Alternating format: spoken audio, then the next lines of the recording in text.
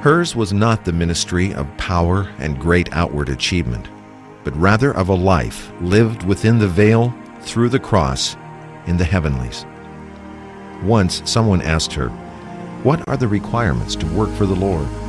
She replied, "The requirement to work for the Lord is not to work."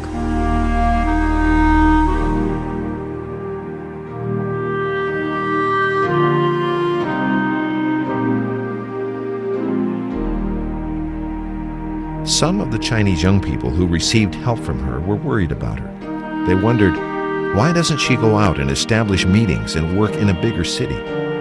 It seemed that it was a waste for her to live in a small village where nothing outwardly was happening. But did not Mary do the same when she poured out the precious ointment on her beloved Lord? The Lord charged that such an act, which fragrance filled the house, should be told of wherever the gospel is proclaimed in the whole world.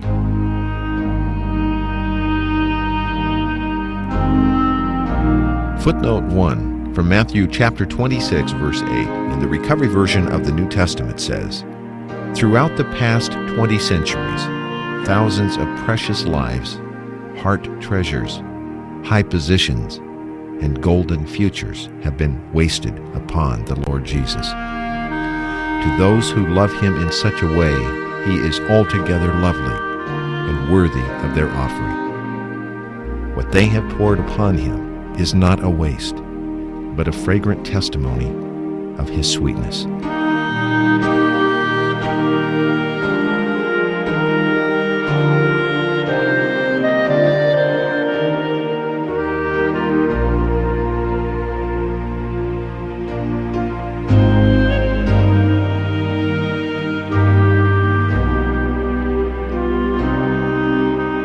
For two weak sisters, the thought of evangelizing the vast land of China seemed but a distant dream. But they soon realized that God would raise up young people from among the Chinese population for his own sake. For this, they were willing to bury themselves as seeds in the ministry of prayer for 10 long years. God finally answered their prayers. During the 10th year of their seemingly fruitless labor, a revival broke out in Fuchao. Among those raised up at that time were Leland Wang, K.H. Wei, Faithful Luke, Wilson Wang, and many other young brothers and sisters. These would frequently go to Miss Barber to receive training and spiritual instruction. To meet the many spiritual needs, Miss Barber prepared a group of houses around her residence for the purpose of hospitality. She would conduct training classes in some of these houses, but it was the private fellowship and long personal talks that became the greatest edification and perfecting for one particular young seeker named Watchman Nee.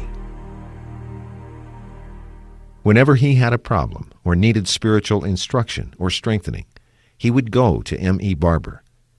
She treated him as a young learner and frequently administered strict discipline. We had a co-workers meeting every Friday, in which the other 5 were forced to listen to the arguing between the 2 of us. After having a dispute on Friday, I would go to Sister Barber on Saturday and accuse the other co-worker. Whether that co-worker is wrong or not is another matter. While you are accusing your brother before me, are you like one who is bearing the cross? Are you like a lamb? When she questioned me in this way, I felt very ashamed, and I could never forget it. My speech and my attitude that day revealed that I was indeed not like one bearing the cross, not like the lamb. Everything about Miss Barber bore a touch of the Lord's presence. Watchman Nee often told of a time when he went to visit her in her home. Even while waiting for her in her living room, he had a deep sense of the Lord's presence. In one of her papers, she had written, "I want nothing for myself. I want everything for the Lord." This was her prayer to the Lord. Later, Watchman Nee adopted this impressive prayer as his motto. Day by day, Miss Barber anticipated the Lord's return. On the last day of 1925, as she and Watchman Nee were praying together, she prayed, Lord, will you really let the year 1925 pass away? Although it is the last day of the year, I still ask you, Lord, to come today. Sometime later, as the two of them walked together, they neared a corner. She said, Perhaps as we turn the corner we will meet him. To her, the Lord's return was not a doctrine, but a living hope which governed her work and living.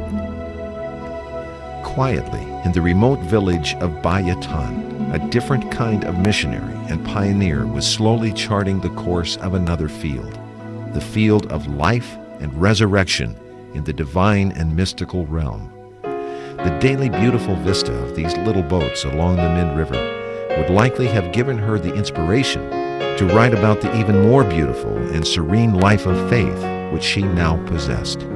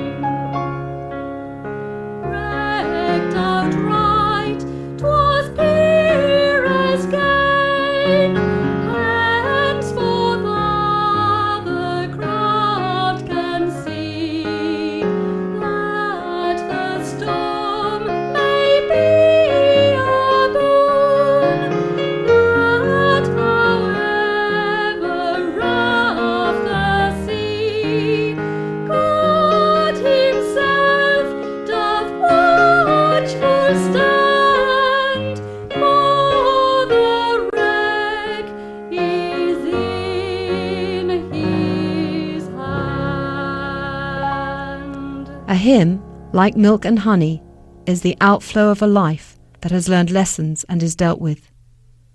This cannot happen in one day and one night.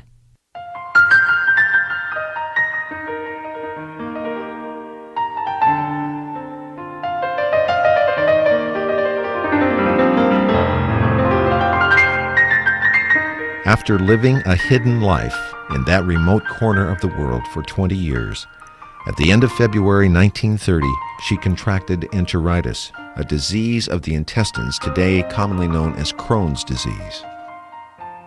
Within a short time, she concluded her 63 years of earthly pilgrimage.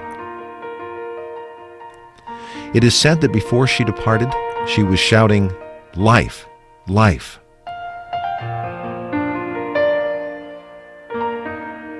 In a package of personal belongings which was given to Watchman Nee upon her death was a note which said, dear Lord, I thank you, because you have a commandment saying, you shall love the Lord your God with all your heart, and with all your soul, and with all your mind. She was buried in the village of Baigatan. On her gravestone were engraved the words, "The resting place of Miss M.E. Barber. May a double portion of her spirit be upon us."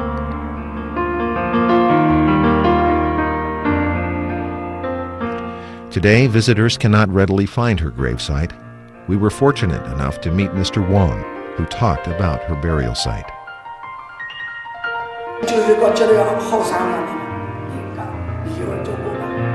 She was buried back in the hills up there. That is a place for foreigners, a plot for foreigners to be buried. There were 2 or 3 dozen people buried there. They were all foreigners from Fuchao. Some who lived in Fuchao were also buried there.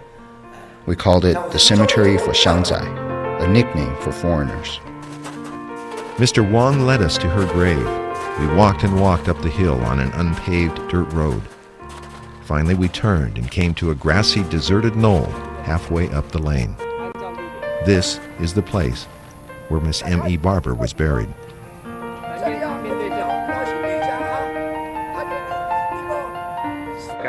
They were not covered up.